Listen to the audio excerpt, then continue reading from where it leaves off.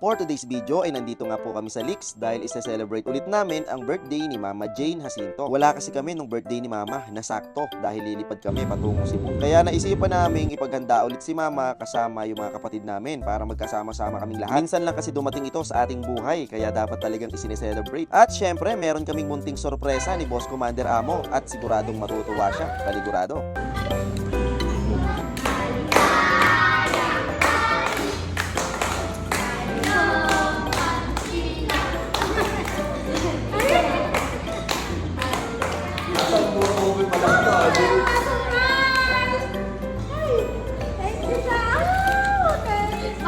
Thank